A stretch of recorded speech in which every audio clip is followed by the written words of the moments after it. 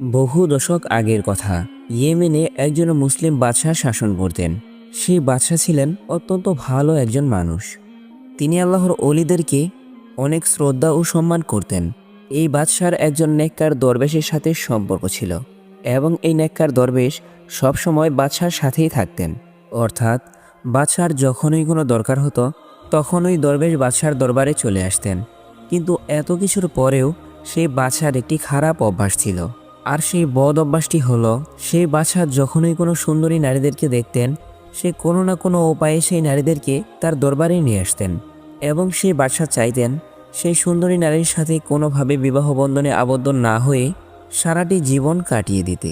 বাদশার এই খারাপ অভ্যাসটি দেখে সেই নেককার দরবেশ ব্যক্তিটি বাদশাকে সব সময় বোঝাতেন। সেই দরবেশ বলতেন, হে মহামান্য বাদশাহ, যদি আপনার কোনো নারীকে পছন্দ হয় তাহলে তাকে বিয়ে করে নিন। ইসলামে বিয়ে করা অনেক ভালো একটি কাজ, কিন্তু ইসলামে জেনা করা অত্যন্ত খারাপ একটি কাজ। আপনি অবৈধভাবে আপনার জন্য হারাম এমন নারীকে নিয়ে এসে যেসব কাজ করছেন এটি সত্যি অনেক বড় একটি গুনার কাজ। বাদশাহ সেই দরবেশের সকল কথা শুনলেও এই কথাটি কোনোভাবেই সে মানতে চাইতো না, বরং সে উল্টো বলতো, দেখো, আমি একজন বাদশাহ আর তুমি আমার বন্ধু, এটাই তো তোমার অনেক বড় একটা ভাগ্য। তাছাড়া আমি একজন বাদশাহ হয়ে তোমার সব কথা শুনতে পারবো না। ওই নেককার ব্যক্তি বাদশার এই সমস্ত কথা শুনে একেবারে চুপ হয়ে যেত এবং সে মনে মনে ভাবত, এই বাদশাকে উপদেশ দেওয়া একেবারে বোকামি। এর থেকে ভালো আমি বাদশার সাথে থাকি। একদিন না একদিন সে আমার কথার মর্ম ঠিকই বুঝতে পারবে। একদিন ওই এলাকায় প্রচণ্ড ঝড় তুফান শুরু হয়। সেই ঝড় তুফানের কারণে সেই দরবেশ ব্যক্তিটির ঘর ভেঙে যায়। অতঃপর পরের দিন বাদশার সিপাহীরা এসে সেই ফকির ব্যক্তিকে বলল, বাদশাহ আপনাকে জরুরি তলব করেছেন। কিন্তু তখনই সেখানে ফকিরের স্ত্রী এসে বলল, তোমাকে বাদশার কাছে এখন যেতে হবে না। বাদশাহকে তোমার খোঁজ খবর ঠিকমতো রাখেন, তিনি চাইলেই তোমাকে একটা মহল বানিয়ে দিতে পারে। যাই হোক, বাদশার কাছে যাওয়ার আগে আমাদের ঘর মেরামতের ব্যবস্থা করো। এই কথা শুনে সেই ফকির ব্যক্তিটি অনেক কষ্ট পেল এবং তার স্ত্রীকে বলল, দেখো বিবি, আমার বন্ধু আমাকে অনেক কিছু দিতে চায়, কিন্তু আমি সেগুলো নেই না। তাদের এই কথাবার্তা সেখানে উপস্থিত সিপাহীরা শুনে ফেলে। অতঃপর তাদের মধ্য থেকে একজন বাদশার কাছে গিয়ে সমস্ত ঘটনা খুলে বলে। সিপাহী বাদশাকে বলে, হে মহামান্য বাদশাহ, ফকিরের স্ত্রী বলেছে আপনি ফকিরের বন্ধু হয়েও তাকে এখনও একটি মহল বানিয়ে দেননি এবং তার কোনো উপকারও করেননি। তারপর একদিন বাদশাহ সেই দরবেশ ব্যক্তিটিকে ডেকে বলল, হে আমার বন্ধু, আপনি একবার অনুমতি দিন, আমি আপনাকে একটি মহল বানিয়ে দেব এবং আমার ঘরে যে দামি দামি আসবাবপত্র রয়েছে সেই সমস্ত আসবাবপত্র আমি আপনার ঘরে দেব। আমার মহলে যতগুলো চাকর রয়েছে ঠিক ততগুলো চাকর আমি আপনার সেবায় নিয়োজিত রাখব। এই কথাগুলো শুনে সেই দরবেশ ব্যক্তিটি তখন বলল, হে মহামান্য বাদশাহ, আমি এই জন্য আপনার সাথে বন্ধুত্ব করিনি যে আমি আপনার কাছ থেকে বন্ধুত্বের সুযোগ নেব। আর হ্যাঁ, আমার স্ত্রী রাগের মাথায় এই সমস্ত কথা বলেছিল, আর আমার যে ঘরটি ভেঙে গিয়েছিল আমি সেই ঘরটি মেরামত করেছি এবং আমার স্ত্রী আমার কথাগুলো পরে ঠিকই বুঝতে পেরেছি। অতঃপর একদিন বাদশাহ এবং দরবেশ ব্যক্তিটি শিকারে বের হলেন। সেই দরবেশ ব্যক্তিটি বরাবরের মতোই ঘোড়ার বদলে পায়ে হেঁটে চলতে লাগলেন আর বাদশাহ ঘোড়ায় চড়ে চলতে লাগলেন। চলতে চলতে বাদশার অনেক তৃষ্ণা পেল। অতঃপর ফকির বাদশাকে বলল, হে মহামান্য বাদশাহ, আপনি একটি গাছের ছায়ায় বসে অপেক্ষা করুন, আমি দেখি কোনো পানির ব্যবস্থা করতে পারি কিনা। এ বলে সেই দরবেশ ব্যক্তিটি পানির খুঁজে বের হয়ে যায়। কিছু দূর যেতেই সে একটি পুকুরের সন্ধান পায়। সেই পুকুরের পানি ছিল অনেক পরিষ্কার। পথ চলতে চলতে সেই দরবেশ ফকির অনেক ক্লান্ত হয়ে পড়েছিল। তাই ফকির ব্যক্তিটি ভাবল, প্রথমে আমি কিছুটা পানি পান করি, পরে বাদশাকে আমি এখানে ডেকে নিয়ে আসব। বাদশার কয়েকটা খারাপ স্বভাব থাকলেও সেই দরবেশ ফকির বাদশাকে অনেক ভালোবাসত। অতঃপর ফকির ব্যক্তিটি কিছুটা পানি পান করে বাদশাকে ডাকার জন্য রওনা হবে। ঠিক তখনই তার চোখে একটি পাথরের মূর্তি ভেসে উঠল। সেই দরবেশ ফকির সেই মূর্তিটি দেখে ভাবল, একটি নারী কিভাবে এত সুন্দর হতে পারে, এবং সে মনে মনে ভাবতে থাকে, ইস, যদি এখনই এই মূর্তিটির মাঝে জীবন চলে আসতো এবং সে পথ চলতে শুরু করত। এই দরবেশ ফকিরটি জানত বাদশাহ আল্লাহওয়ালাদের সম্মান করলেও সে সুন্দরী নারীদের প্রতি অনেকটা দুর্বল। সেই ফকির ব্যক্তিটি মূর্তিটির সামনে দাঁড়িয়ে ভাবতে লাগলো, বাদশাহ এই পাথরের মূর্তিটিকে দেখে অবশ্যই বলবে, এই মূর্তিটিকে নিয়ে আমার মহলে চলো। এই ভেবে সে ওই মূর্তিটিকে একটি ঝোপের আড়ালে লুকিয়ে ফেলল। তারপর সেই ফকির ব্যক্তি বাদশার কাছে এসে পুকুরের কথা বলে। অতপর তারা দুজন মিলে সেই পুকুরের কাছে যায় এবং তারা পুকুরের ঠান্ডা জল দিয়ে নিজেদের তৃষ্ণা নিবারণ করে। তারপর বাদশাহ সেই ফকিরকে কিছুটা লাকড়ি জোগাড় করতে বলে, যাতে সেগুলো দিয়ে মাংস রান্না করে খাওয়া যায়। বাদশার আদেশে ফকির লাকড়ি জোগাড় করার জন্য চলে যায়, আর বাদশাহ সেখানে বসে আরাম করতে থাকে। কিছুক্ষণ পর প্রকৃতিকে উপভোগ করতে বাদশাহ যখন এদিক সেদিক ঘুরতে থাকে, তখনই তার চোখ সেই ঝোপের আড়ালে যায় এবং তার মনে হতে থাকে ঝোপের আড়ালে কিছু একটা রয়েছে। অতপর বাদশাহ সেই ঝোপটির কাছে যায় এবং সে সেই সুন্দর পাথরের মূর্তিটিকে দেখতে পায়। অতপর বাদশাহ যখন ঝোপের ভেতর থেকে সেই সুন্দর মূর্তিটিকে বের করল, তখন সেই মূর্তিটিকে দেখে তার চোখ যেন কপালে উঠে গেল, কেননা সে আজ পর্যন্ত এমন সুন্দরী নারীর মূর্তি কখনোই দেখেনি। কেননা বাদশাহ তো শুরু থেকেই নারীদের প্রতি একটু দুর্বল ছিল। তাই বাদশাহ অপলক নয়নে সেই মূর্তিটির দিকে তাকিয়ে থাকলো। সে কোনোভাবেই ওই মূর্তিটির থেকে চোখ সরাতে পারছিল না। কিছুক্ষণ পর সেই ফকির লাকড়ি নিয়ে বাদশার কাছে হাজির হলো। ফকিরকে দেখে বাদশাহ বলল, হে বন্ধু, আমি তোমাকে হুকুম দিচ্ছি, এই মূর্তিটিকে নিয়ে আমার মহলে চলো। তখন সেই দরবেশ ফকির বাদশাকে বলল, হে মহামান্য বাদশাহ, এই মূর্তিটিকে নিয়ে আমরা এখান থেকে যেতে পারবো না। আমার মনে হয় এই মূর্তিটিকে উপাসনা করার জন্য কেউ তৈরি করেছে, অর্থাৎ এই মূর্তিটিকে কোনো অমুসলিম তৈরি করেছে। তারা হয়তো এখানে পূজা করে, হয়তো এই মূর্তি তাদের কোনো দেবী। আর আপনি যদি এই মূর্তিটিকে এখান থেকে নিয়ে যেতে চান, তাহলে হয়তো অকারণে এখানে দাঙ্গা ফ্যাসাদ সৃষ্টি হবে। ফকিরের এই কথা শুনে বাদশাহ অনেকটা রাগান্বিত হয়ে গেল। অতপর তিনি বলতে লাগলো, তুমি এমন কে যে আমাকে মূর্তিটি দখল করতে বাধা দিচ্ছ? হোক না এই মূর্তিটি কোনো অমুসলিমের, আমার এই মূর্তিটিকে পছন্দ হয়েছে। আমি এই রাজ্যের রাজা, আমি যা খুশি তাই করতে পারি। আমার এই মূর্তিটি অনেক পছন্দ হয়েছে, আর আমি এই মূর্তিটিকে আমার সাথে নিয়ে যাব। বেচারা ফকির বাদশাহকে অনেকবার বোঝানোর চেষ্টা করে এবং বাদশাহকে বলে, হুজুর, মানুষ আপনাকে অনেক সম্মান করে, আর আপনি এই কাজ করলে তারা সবাই আপনার বিরোধিতা করবে।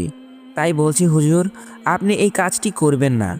আজ পর্যন্ত তো আপনি কারো উপর কোনো জুলুম করেননি, আর আজ আপনি এই সামান্য মূর্তির কারণে আমার উপর আঙ্গুল তুলছেন।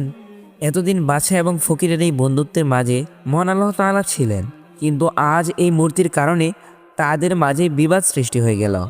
সেই দরবেশ ফকির ছিল একজন আল্লাহওয়ালা ব্যক্তি, কিন্তু বাদশাহ তো এই মূর্তির জন্য একেবারে দেওয়ানা হয়ে গিয়েছিল। তাই সে নিজের এই বন্ধুত্বকে কুরবানি দিচ্ছিল। অতপর বাদশাহ বলল, আজকের পর থেকে আমি তোমার এই মুখ দেখতে চাই না। তুমি এখনই এখান থেকে চলে যেতে পারো। আমি তোমাকে আমার সামনে আর দেখতে চাই না। তুমি আমার বিরোধিতা করছো। তখন সেই দরবেশ ফকির বলল, হে মহামান্য বাদশাহ, আমি আপনার ভালোর জন্যই আপনার বিরোধিতা করেছি। আপনি যদি এই মূর্তিটিকে এখান থেকে নিয়ে যান, তবে আমার মনে হচ্ছে আপনি কোনো না কোনো একটা বিপদে পড়বেন। আপনি হয়তো বুঝতে পারছেন না, কিন্তু আমি বুঝতে পারছি। মহান আল্লাহ তাআলা সবই জানেন এবং তিনি একমাত্র এই বিপদ থেকে রক্ষা করতে পারেন। আপনি মহান আল্লাহর কাছে দোয়া করেন যেন তিনি আপনাকে এই বিপদ থেকে রক্ষা করে, তা না হলে আপনি অনেক বড় সমস্যায় পড়ে যাবেন। হয়তো আপনি এখান থেকেও বের হতে পারবেন না। তখন বাদশাহ অবাক হয়ে সেই ফকিরকে দেখতে থাকে। এই পুরাতন কাপড় পরা ফকির তাকে বারবার একই কথা বলতে শুরু করেছে। এতে করে তার রাগের পরিমাণ আরও বেড়ে যাচ্ছে। বাদশার রাগ তখন চরম পর্যায়ে পৌঁছে যায়। তখন সে তার সিপাহীকে ডেকে আনে এবং তাদেরকে আদেশ করে এই ফকিরকে এখান থেকে নিয়ে অনেক দূরে ফেলে দিতে।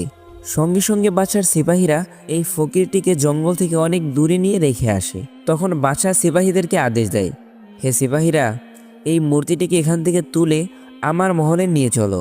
আমি এই মূর্তিটিকে পছন্দ করেছি। আমি আজ পর্যন্ত এমন সুন্দর মূর্তি আর কোথাও দেখিনি। সিপাহীরা তার কথা শুনে যখনই সেই মূর্তিটিকে জমিন থেকে তুলতে যাবে, তখনই সেখানে অনেক ঝড় বৃষ্টি শুরু হলো এবং মাটি কাঁপতে শুরু করলো এবং সেখানে অনেক দুর্ভোগ শুরু হয়ে গেল। তখন তারা সকলেই সেই জমিনে অর্ধেক পর্যন্ত ডেবে গেল, কিন্তু তারা কেউই মারা যায়নি। বাদশাহ তখন অবাক হয়ে সমস্ত ঘটনা দেখতে থাকে এবং ভাবতে থাকে, এখানে কি হচ্ছে। হঠাৎ আচমকা সেই বাদশার সামনে এক ভয়ঙ্কর চেহারার এক লোক এসে তার সামনে হাজির হয়। বাদশাহ সেই জমিনে অর্ধেক গেড়ে থাকা অবস্থায় সেই ব্যক্তিকে জিজ্ঞাসা করে, তুমি কে? জবাবে সেই বদকার চেহারার লোকটি বলল, আমি একজন জাদুকর। তুমি আমার মূর্তির গায়ে হাত দিয়ে অনেক বড় ভুল করেছ, আর এখন তোমার সাথে যা হবে তা তুমি কল্পনাও করতে পারবে না। আমি এখন তোমাকে বলে দিব, তখন বাদশাহ বলল, তোমার সাহস হলো কিভাবে আমার সাথে এমনভাবে কথা বলার? তুমি জানো না আমি কতটা শক্তিশালী একজন বাদশাহ। তখন সেই জাদুকর বলল, তুমি যদি শক্তিশালী হতে তাহলে কোনোভাবেই এই জমিনে অর্ধেক তুমি ডেবে যেতে না। তুমি আমার খোদার গায়ে হাত লাগিয়ে অনেক বড় ভুল করেছ। তুমি তোমার নাপাক হাত আমার খোদার উপর দিয়েছ। তুমি আমার এই দেবতাকে তোমার মহলে নিয়ে যেতে চেয়েছ। তুমি এই কাজ করে কি প্রমাণ করতে চেয়েছিলে?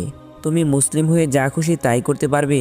তখন বাদশাহ বলল, আমি এই মূর্তিটিকে অনেক পছন্দ করেছি এবং আমি চেয়েছি এই মূর্তিটি আমার সাথেই থাকুক। তখন সেই জাদুকর বলল, এই মূর্তিটি আমার দেবী, আর আজকে আমি তোমাদের সবাইকে আমার এই দেবীর সামনে বলি দিব। জাদুকরের এই সমস্ত কথা শুনে বাদশাহ তখন বুঝতে পারল যে বিপদ ঘনিয়ে এসেছে। বিপদ টের পেয়ে সে অনেকটা পেরেশান হয়ে পড়ল আর ভাবতে থাকলো, আমার সেই ফকির বন্ধু ঠিকই বলেছিল, আমি অনেক বড় একটি বিপদে পড়েছি। হে আল্লাহ, আপনি আমাকে ক্ষমা করে দিন। একটি সামান্য নারীর মূর্তির ফেতনায় পড়ে আমি আমার দরবেশ বন্ধুকে আমার চোখের সামনে থেকে দূর করে দিয়েছি, আর এখন তো সে ইচ্ছা করলেও সে আমার কাছে ফিরে আসতে পারবে না। সেই বাদশা তখন আরও দোয়া করতে থাকে, হে মহান আল্লাহ তাআলা, আপনি আমাকে আরও সাহায্য করুন। আমি পথভ্রষ্ট হয়ে গিয়েছিলাম। হে আল্লাহ, এখন এই জাদুকর আমাদের সবার গলা কেটে ফেলবে। জাদুকর আমাদের সবাইকে এই মূর্তির সামনে বলি দিবে। হে মহান আল্লাহ তাআলা, আমরা এমন এই নির্মম মৃত্যু চাই না। হে আল্লাহ, আপনি আমাকে ক্ষমা করে দিন। আমি কখনো আর কোনো নারীর দিকে বদনজর দিব না। আমার বন্ধু আমাকে অনেকবার বুঝিয়েছে, আজও সে আমাকে বোঝানোর চেষ্টা করেছে আমি যেন এই মূর্তিটি ছুঁয়ে না দেখি। হে মহান আল্লাহ তাআলা, আমাদেরকে একটিবার সাহায্য করুন। যখন বাদশাহ এমন দোয়া করছিল তখন তার মনে হলো তার কানে একটি আওয়াজ আসছে। যখন সে পিছনে ফিরল তখন সে দেখতে পেল তার বন্ধু নেককার আল্লাহওয়ালা সেই ব্যক্তিটি দাঁড়িয়ে আছে। তখন সে বাদশাহ বলল, বন্ধু, তুমি এসেছো? জবাবে ফকির বলল, হ্যাঁ বাদশাহ, আমি আপনাকে ফেলে কিভাবে চলে যাই? আমি জানতাম আপনি অবশ্যই কোনো না কোনো বিপদে পড়বেন। আমি এসে গিয়েছি এবং আল্লাহ তাআলার রহমতে আমরা সবাই সফল হব। তখন সেই হিন্দু জাদুকর সেই ফকিরকে বলল, তুমি কে বলতে চাচ্ছ? তুমি কি আমার থেকে বড় হতে পারো? জবাবে সেই ফকির বলল, আমি যাকে মানি সে সবার থেকেই বড়। তিনি আমাদের রব, তিনি সমস্ত ক্ষমতার মালিক। তুমি যার ইবাদত করো সে হলো তোমার হাতে বানানো একটি সামান্য মূর্তি। তুমি এই মূর্তির পূজা করো এবং তুমি এই মূর্তির সামনে সিজদা করো, আর এই মূর্তি নিজেই চলতে পারে না, আর আমাদের রবকে তো নিদ্রায় স্পর্শ করতে পারে না। তিনি সর্বক্ষমতার অধিকারী, তিনি জীবনদাতা ও মৃত্যুদাতা। ফকিরের এই সমস্ত কথা শুনে সেই জাদুকর অনেক রাগান্বিত হলো। হে ফকির, আমি তোমার উপর এবার এমন মন্ত্র পড়ব যেই মন্ত্রের শক্তিতে তুমি জ্বলে পুড়ে একেবারে ছারখার হয়ে যাবে। এরপর আমি তোমার এই বাচ্চাকেও মেরে ফেলবো। যখন সেই হিন্দু জাদুকর এভাবে মন্ত্র পড়তে শুরু করলো তখন সেই ফকির মনে মনে আল্লাহর দরবারে দোয়া করতে লাগলো, হে মহান আল্লাহ তাআলা, এই জাদুকর আপনাকে মিথ্যা সাব্যস্ত করতে চায়। সে এই মূর্তির ইবাদত করে, সে তাকে তার দেবতা মনে করে। সে আপনার শ্রেষ্ঠ মানুষকে এই মূর্তির সামনে কেটে হত্যা করতে চায়। আপনি এই জাদুকরকে দেখিয়ে দিন আমরা যার ইবাদত করি আপনি আল্লাহ তাআলা সবার বড়। দরবেশ যখনই দোয়া করছিল তখন আল্লাহ তাআলা এই মূর্তির মাঝে প্রাণ দান করেন। যেই মূর্তিটি চলতে পারতো না, কথা বলতে পারতো না, সেই মূর্তিটি আল্লাহ তাআলার নির্দেশে জিন্দা মানুষে পরিণত হয়ে গেল এবং সেই জাদুকরকে বলল, হে জাদুকর, তুমি আমার ইবাদত করো, আমার পূজা করো। এবার আমাকে বলো তো, আজ পর্যন্ত আমি তোমাকে কি দিয়েছি? তুমি অযথা নিরহ মানুষকে আমার সামনে হত্যা করেছ। তখন জাদুকর অবাক হয়ে সেই পাথরের মূর্তিকে দেখছিল আর ভাবছিল এই মাটির মূর্তিটি কিভাবে জিন্দা হয়ে গেল, সে কিভাবে কথা বলছে। তখন জাদুকর সেই দরবেশ ফকিরকে বলতে থাকে, হে ফকির, হয়তো তুমি নিজেও একজন জাদুকর, নিশ্চয় এটি তোমার কাজ। জবাবে সেই দরবেশ বলল, এটি আমার কেরামতি নয়, এটি আমার রবের কেরামতি। তিনি আমাদের সৃষ্টিকর্তা, তিনি হলেন অদ্বিতীয়, তার কোনো শরিক নেই। তখন জাদুকর বলল, আমি মানছি এবং তোমার আল্লাহর উপর ঈমান আনছি এবং আমি মুসলিম ধর্ম গ্রহণ করছি। অতঃপর সেই মূর্তিটি বাদশাকে বলল, হে বাদশাহ, আপনি সবসময় বেগানা নারীদের উপর নজর দিয়েছেন এবং গুনাহ করেছেন। আপনি যদি সত্যি আমাকে পছন্দ করে থাকেন এবং আমাকে যদি সারা জীবন আপনার কাছে রাখতে চান তবে আমাকে বিবাহ করতে হবে। তখন বাদশাহ সেই মূর্তি মেয়েটিকে বিয়ে করতে রাজি হয়ে গেল। অতঃপর তাকে নিয়ে তারা মহলে চলে গেল। অতঃপর তাকে বিবাহ করে রাজ্যের রানী করে নিল। আর এইভাবে তার বাকি জীবন কাটতে থাকলো। হে প্রিয় বন্ধুরা, এই ছিল আজকের এই ভিডিওটি কেমন লেগেছে তা অবশ্যই আপনারা কমেন্টের মধ্যে জানিয়ে দিন। আর ভিডিওটি ভালো লাগলে আমাদের চ্যানেলটি সাবস্ক্রাইব করে নোটিফিকেশন অলে প্রেস করে দিন। আগামীতে এইরকম আরও ভিডিও নিয়ে আপনাদের সামনে হাজির হব। তো আজকের মতো বিদায় নিচ্ছি। আপনারা সকলেই ভালো থাকুন এবং সুস্থ থাকুন। আল্লাহ হাফেজ।